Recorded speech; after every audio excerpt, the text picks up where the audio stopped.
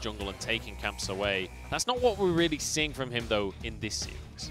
No, he's definitely taking more of a backseat. Still trying to go for that, right? We've seen things like the Olaf, so being more of a carry-oriented damage threat.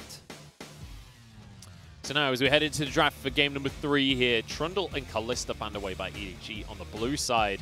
We've got IG on the red side, banning away the Varus. It's permaban here in the LPL, and also going to take the Graves off the board, so JunJia can't have that. But Ning won't get his Lee Sin.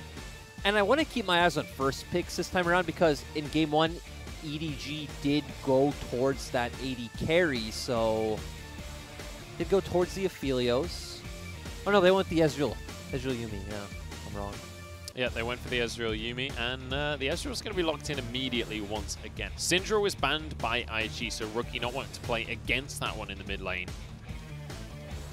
And honestly, it's difficult to predict where IG will go in a draft. They're going to go for the Aphelios like they've gone both previous games.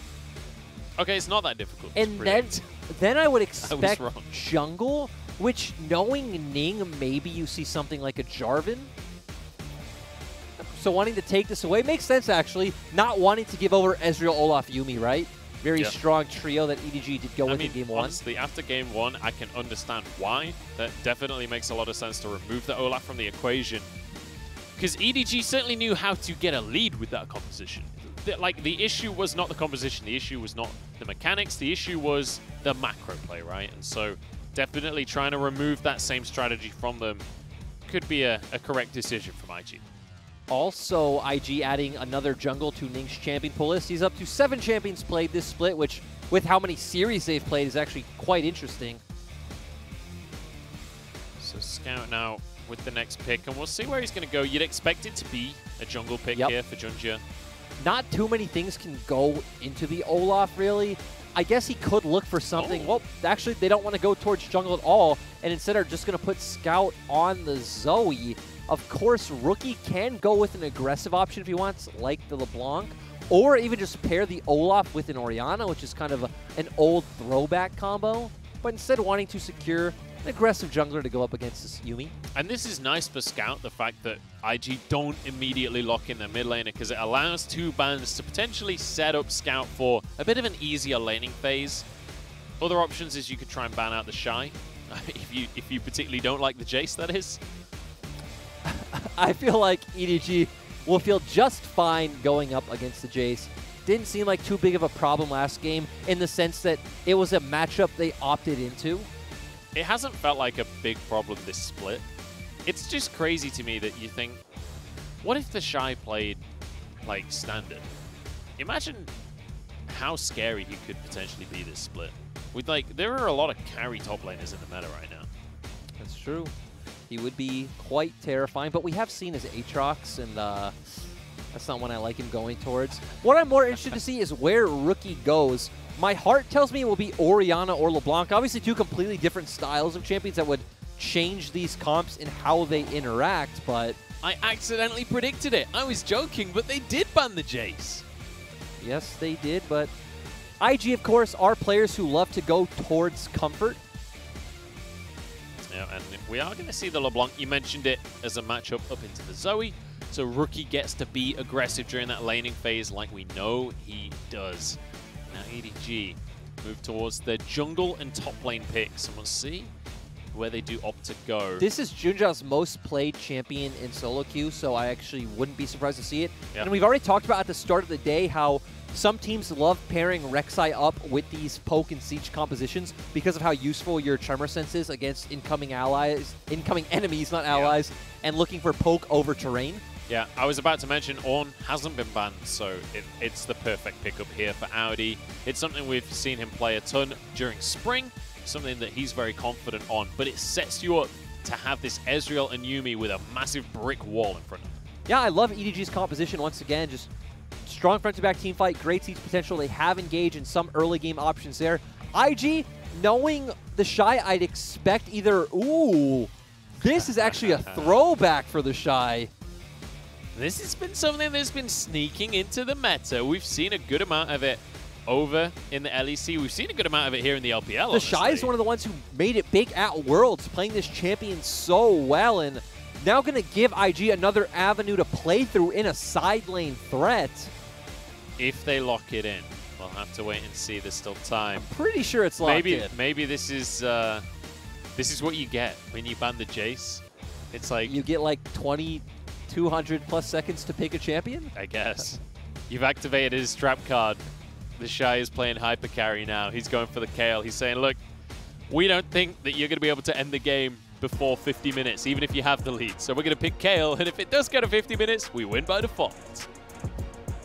Yeah, and IG's comp is very interesting. It has kind of numerous dimensions it can play out the game in terms of having side lane threats available. You have some early snowballing potential from that Olaf and LeBlanc. And of course, Kayle plus Aphelios does also scale into a late game threat. A lot of late game threats on both sides of the board here. LNG is an obscure League of Legends. We actually don't care because we are back in game.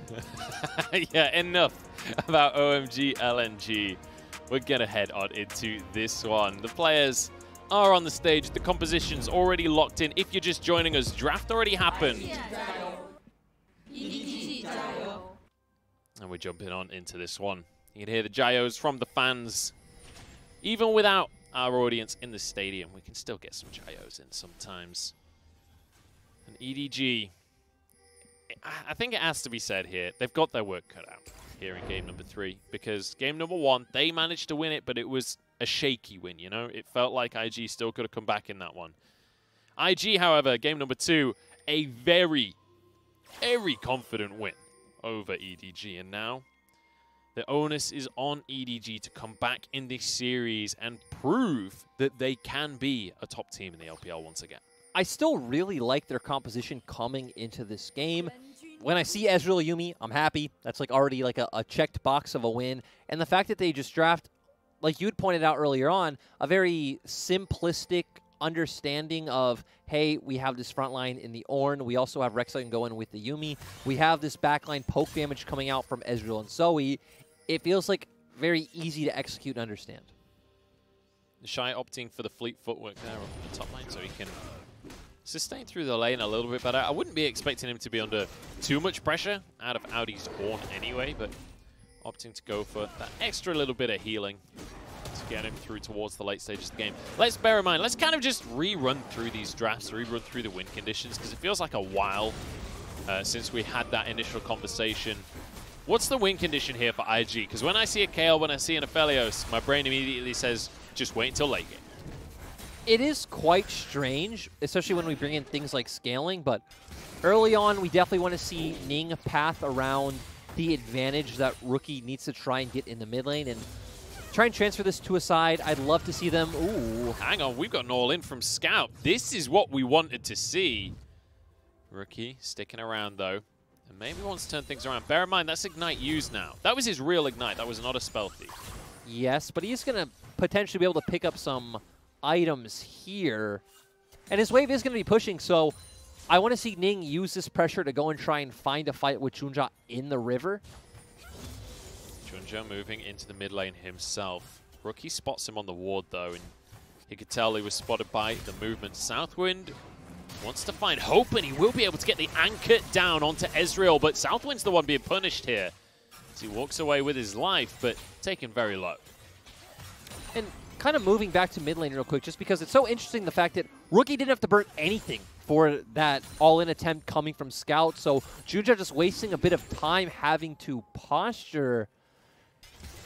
And overall, I feel like the game going slow is okay for IG in these first few levels, and we're looking more towards that level 6 point where Ning does pick up the Ragnarok, and then Rookie having a lot more mobility from also picking up his ultimate. You'd expect that, I mean, LeBlanc typically, as soon as you hit that level 6, you want to be fighting, right? You want to be using that Mimic to be able to burst people out. Same with the Olaf in the jungle, but elsewhere on the map, even at level 6, I mean, Aphelios, Kayle, these champions are going to struggle to build any pressure early on in the game. That's why we said it's all about mid-jungle. Yeah. But TheShy might be under a bit of pressure here. JunJia moving underneath the turret. Flashes to get the knock up. TheShy low on this one, but he's in a minion wave, and he knows he's going to go down. They're trying to donate the kill over to Aodi. TheShy is going to get his Q up in a second, and it is eventually going to go the way of JunJia. Overall, good gank coming out from JunJia. He definitely has a lot more options in this early game as compared to Ning. Rek'Sai can pretty much gank any lane fine, especially from the routes you can take with your tunnels, but I wonder what IG are setting. It doesn't look like they're setting up a dive, but Ning going to hold the wave so that the minions move under the tower. They are going to set up a dive on this one. Hope going to be rooted in place, taken down as well. Southwind happy to tank now. Ning going to be on the tower here. Meiko just about survives. Puff gets one more auto in though, and a double kill already for Puff. Really good dive coming out from IG. I can see how EDG didn't predict that coming.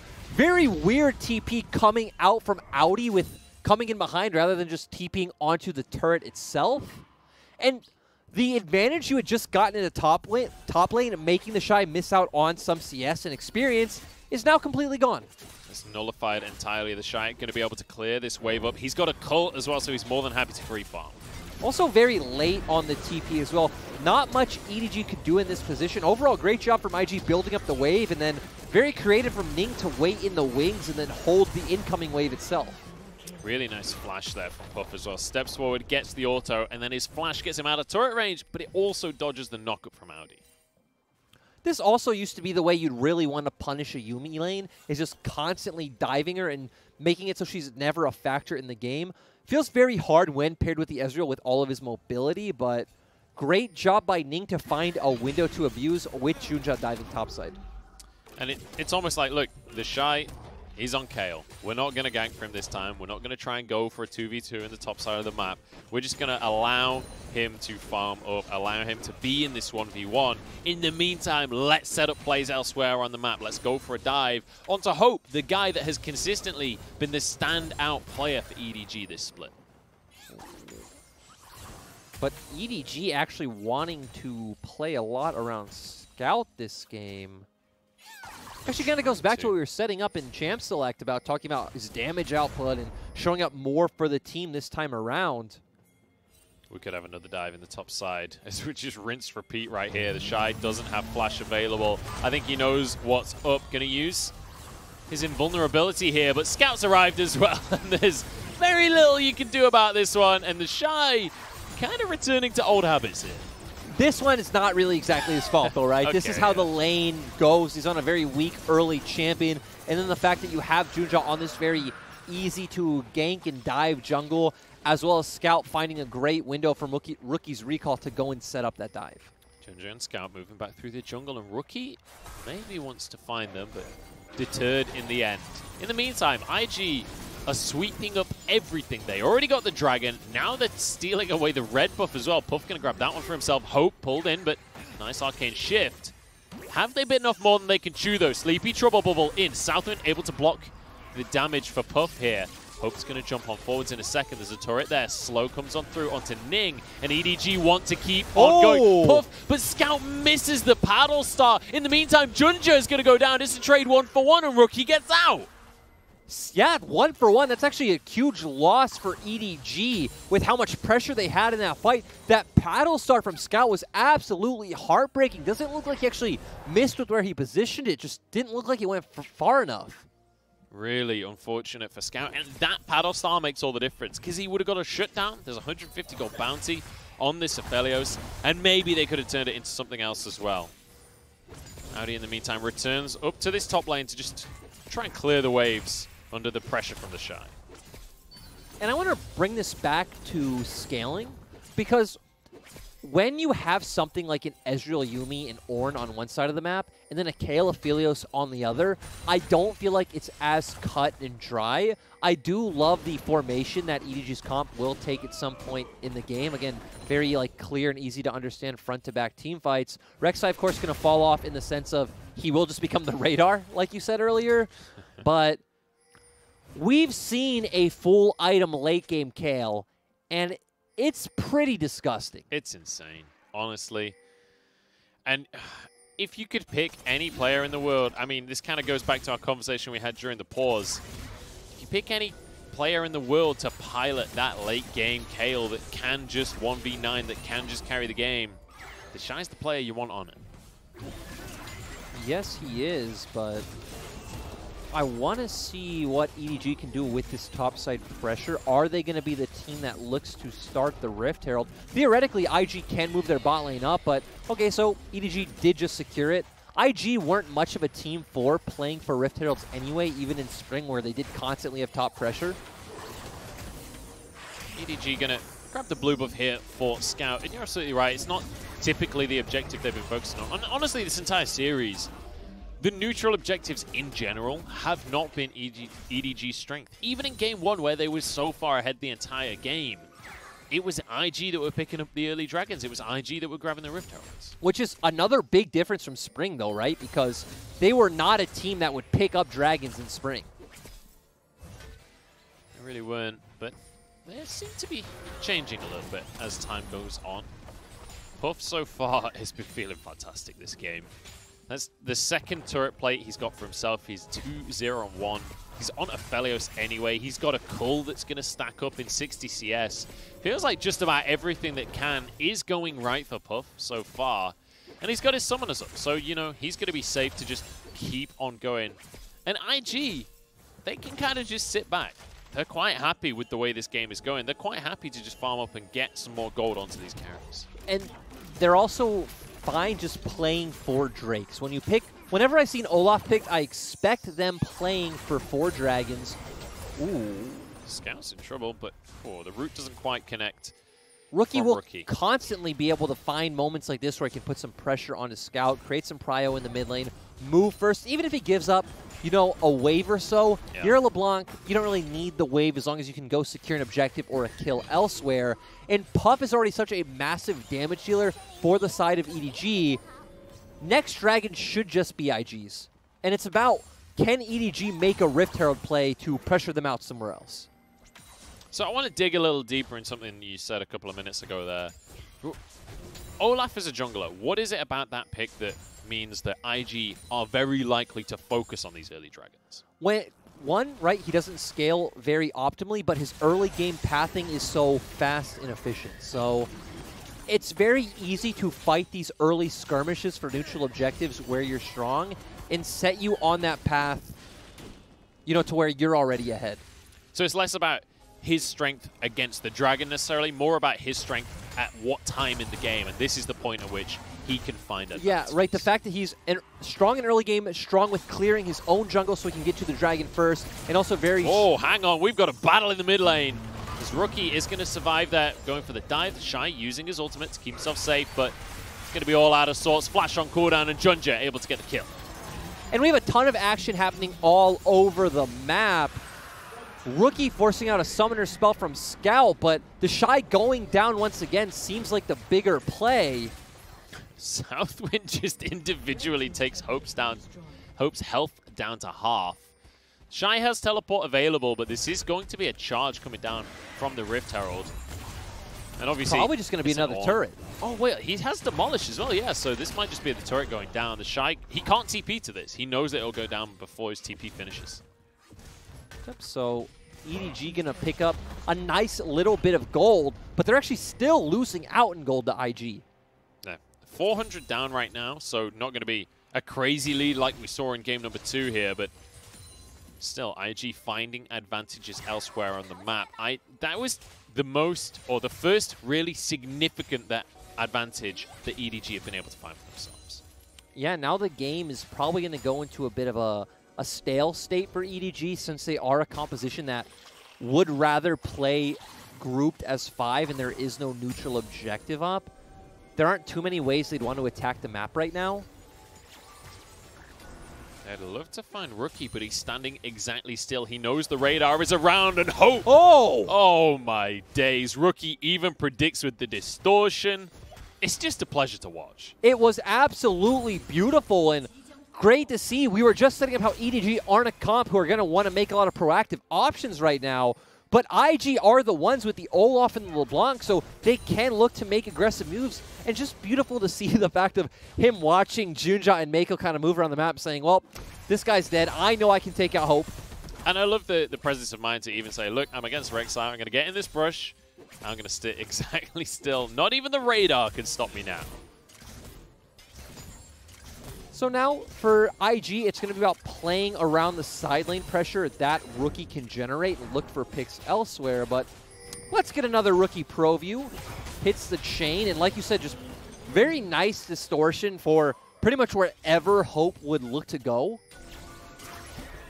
Really beautifully done there by Rookie. And I mean, not to take anything away from Rookie, it feels like Rookie's career has been so individually successful in his play that anything less is almost a disappointment from Rookie. Unless he is styling on people, destroying the game, it feels like it's not good enough. So you're saying Rookie's not allowed to look mortal? No, he's not. Like, I love the irony in his name, honestly. Because yeah, he's like one of the veterans of the LPL. He's going to go... Oh, Hope. Oh, Hope is not going to have any fun this game. I can already tell. Do you remember Rookie's LeBlanc in their semifinal against Top Esports? Oh, Doesn't matter that IG were the ones who collapsed.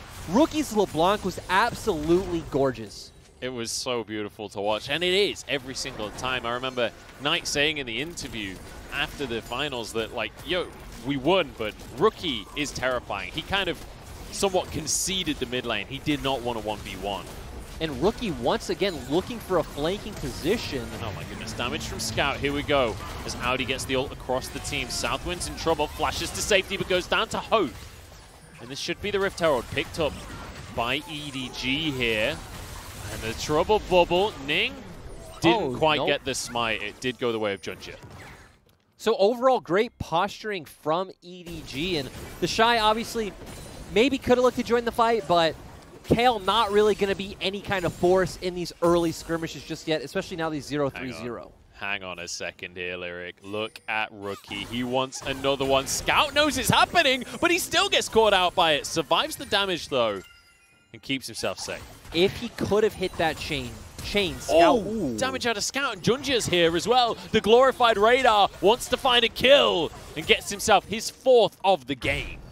But see, these kinds of knife's edge plays are why you typically can be regarded as the best players, right? Because if it worked out, you look like such a god, and it is why Rookie is so good, because he can find those instances, but does have a chance of being punished. Yeah, and ultimately, Scout is another one of those players that we put in that category of truly great players. Scout has shown many, many times that he can step up to the occasion. His mechanics certainly on point.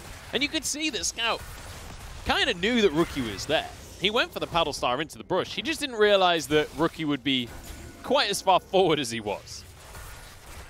Right now, both teams are posturing for the Drake. EDG's comp will do much better grouped up in 5v5 scenarios. We want to see Aodi play in the front, give Scout and Hope room to deal their damage. For IG, it's all about Rookie finding plays like he just did. TheShy peeling for Puff. And trying to get some damage later on in the game, but realistically right now, Kayle's not really the champ you're going to be looking towards for damage. He is level 11, though. He's just going to, and to me in this fight, he's going to be a lot more about just ulting a primary carry of IG, right? It's going to be about ulting Rookie or Puff. Rookie going to start this Dragon off. Puff pulls it back out of the pit. Rookie getting mildly annoyed as Dragon won't leave him alone here. Trouble Bubble goes in. Ning is there to smite. Oh, no, he got stolen. EDG find the Dragon for themselves. They're going to get away scot-free from this one, nearly finishing off Southwind. And they walk away. He was probably just on the edge of his smite radius as well. Wasn't even in the pit yet. He did actually go down for it. I didn't even see the kill go down, honestly. But very nicely done from EDG, from JunJia specifically, to deny that. And it's so important to have denied that, because that would have been so point for IG. And we are setting up a Yuumi composition with potential for Oceans. I don't like that idea. Well, I do if I'm an EDG fan. I love that idea, but we'll see if they can get more Drakes for themselves. As we've said, neutral objectives not really the biggest strength for EDG. Which is hilarious, because EDG's comp is completely based around playing for these neutral objectives. When we get into map states like this, there really isn't too much they can do. They can try and look to punish Rookie for how aggressive he's playing in the side lane like they did previously, but a lot of the proactivity is going to be coming out from IG's side, with Rookie having the onus to move around the map. Rookie trying to gain some ground here and hope for a pick. And this is pretty much Rookie's game plan for the rest of the game now. You're going to find him going into the jungle, finding opportunities, like potentially one could show itself now. Hope going to stay in the mid lane, though. JunJia could be in trouble himself. No, he looked like he knew, right? The way he was like skirting around the pit. The way that Rookie has been playing this game, you just every brush that doesn't have a Rookie in doesn't exist, basically. So it's like the old Garen brushes? Dude potential, it's called. Every dude you can't see on the minimap, it means there's one dude potential in every brush you don't have a ward in. Oh, I don't even know what you're saying. It's the Garen concept, right? There is a Garen in the brush. If he's not on the minimap, he's in the brush. So what you're saying is Rookie is an omniscient presence who is nowhere yet everywhere at the same time. I'm not saying that he is. I'm just saying that he's not. Yeah. You're just saying that the fact that he could be, he is. It's the concept, right? You don't know where he is, so assume that he is until proven otherwise. This conversation is going really convoluted. That is the antithesis. That is completely against what the LPL plays for, though. Like, that's like the whole Korean mentality, right? Like, trade like the enemy junglers here if you don't see the enemy jungler. But in the LPL, you make plays all the time, assuming that the other players aren't here. Just like this. Oh, nothing. But that's the thing. Rookie is a Korean mid laner. So maybe you have to go with the Korean theology on the game to be able to play against it. We're going down a rabbit hole that I don't understand myself. Oh, dear. Maybe not. Well, the Colonel right now is liking the look of IG. It's giving him a 62%, just under. Which, you know, with a Kayle, with an Aphelios, I can understand his logic there. Especially when they're going to be up in gold as well. Let's bear in mind, they've built themselves a 3,000 gold lead. And while things have slowed down here, it's not that surprising considering the composition from IG and considering the fact that they've got 2 Drakes already. Next one's not up for another minute and a half. And same with the composition from EDG, right? They don't really have a great way of starting. Like, they don't have a worthwhile reason to start any fight without a clear objective on the map. Oh my goodness. He's right out of vision range. Scout, if he had recalled just a millimeter closer to that brush, Rookie 100% would have gone for that play. The definition of on a Blade's Edge right there. Yes, it is. And speaking of Blade's Edges, TheShy killing some minions. True. And he's got 2 blades, a Gunblade and a Tooth of a Baron in his inventory. But not speaking of blades, EDG are going to recall, come out onto the map, put down their vision for this dragon, which is spawning in about 35 seconds, and this time look to hopefully start the fight before IG can secure the Drake. But I guess last time they did a steal, but you can't count on JunJia stealing the dragon every time. Yeah, you can't really rely on the Smite steal. That is not a good way to play League of Legends, even in the LPL. It is an interesting way of playing League of Legends. Yes, it's certainly exciting for the viewers, but I don't think it's the most consistent strategy available. Ning going to be clearing vision himself, and it's very much IG that have vision control in the pit right now. As Rookie jumps over the wall. He'd love to be aggressive. He'd love to try and find a way in. Bear in mind, Aodi, who's on the Ornn, Call of the Forge God, could set everything up.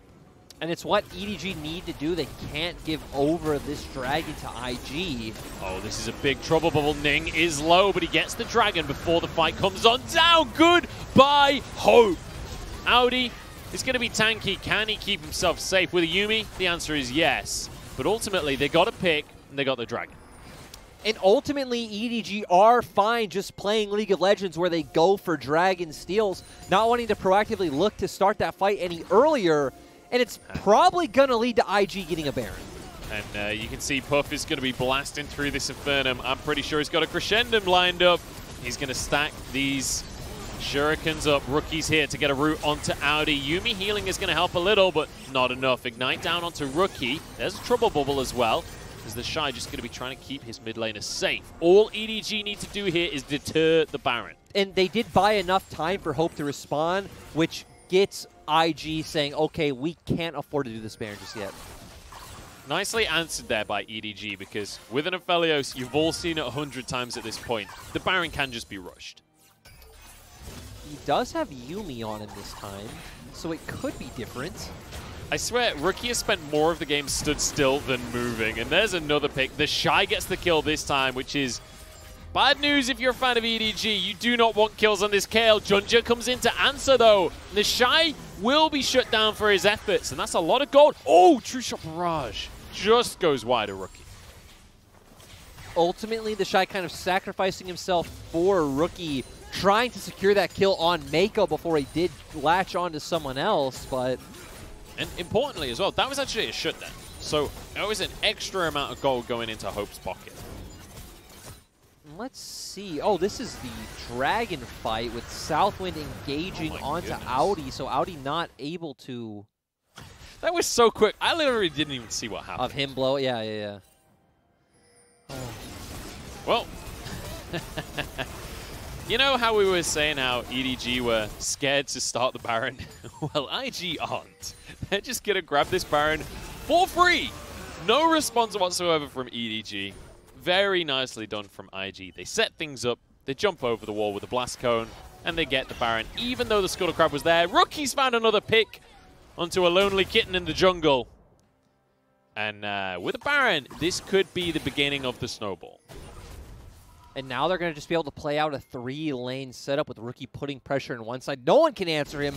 He can kill absolutely anyone. Even TheShy at this point, being a bit behind in terms of items, still no one on the side of EDG can 1v1 this Kayle. So IG going to be pulling EDG around the map. It's becoming very difficult, isn't it? Because you mentioned nobody can 1v1 the Kayle right now. Nobody can 1v1 Rookie either on the LeBlanc. Like, realistically, I guess Scout could survive the burst thanks to a Banshees, but he's just going to burst you again 30 seconds later. Yeah, no one, and he's constantly looking for these plays, as we just saw. So what we want to see IG do is match the pressure across all 3 lanes, right? When mid's pushing out, push out top and bot at the same time, and try to get damage done onto these structures. IG taking it a bit more methodical, going to secure vision in the enemy bot side jungle, since Drake will come up in a minute and a half. And that really will be the turning point for this game. If EDG can grab it, it buys them more time. If IG get Ocean Soul, I don't think there are any scaling conversations that are going to change the outcome of this one. Scout underneath the tower takes a lot of damage from Rookie, who wants to go back into the distortion and finds the solo kill onto Scout. In the meantime, his team is tearing EDG's base apart. This is the complete opposite of EDG in Game 1. IG understand, okay, they dedicate numerous members to the opposite side of the map. We need to force now and get something here. And get something they absolutely did. IG... Of any team in the world, this is the team that knows best how to find every advantage they can. And it feels like we might be going a bit too much now, but watching Rookie play League of Legends is just a treat. We can't praise this guy enough because he's just playing so damn well. He's insane. Let's take another look at the 1v1 here. He misses the chains to start it. Yep, misses the chain. Scout has the heal. Double distortions.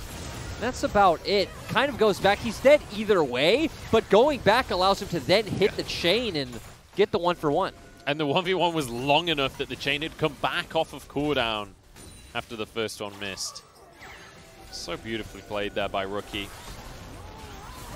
Now, Dragon gonna spawn. This is crucial for EDG if they want to stay in this game and in this series. And ideally, they don't really want to be looking for just a steal. JunJia takes half of his health already. Rookie is so monstrous right now. Puff cleanses the trouble bubble. Aodi with the ultimate across the team. They're just going to get onto Southwind right now. Kayle used on the Nautilus. Not ideal for them as Aodi jumps on forward. Knockup not going to hit the team. JunJia into the pit, but the Dragon's not low enough just yet. JunJia goes down. This is surely Ocean Soul, and it's going to be the fight as well. Moonlight Vigil only onto Hope. It's not enough damage, but this might just be the game right now. Hope chained by Rookie as well. Another kill for TheShy. Another Drake for IG, and this is going to be everything. Yeah, and TheShy actually TPing in, looking for the end. Actually wants to buff up his KDA. I love how he TPs to try to end the game, and he's like, oh wait, there are maybe some kills to be had. Turns around, but straight on towards the Nexus Towers here. He's going to be zoning everyone off as the rest of his team arrives. Puff has the damage. And that is going to be that. IG with a commanding victory in games 2 and 3. You know the hilarious thing about the end of that game is you can see like the inner turmoil of TheShy.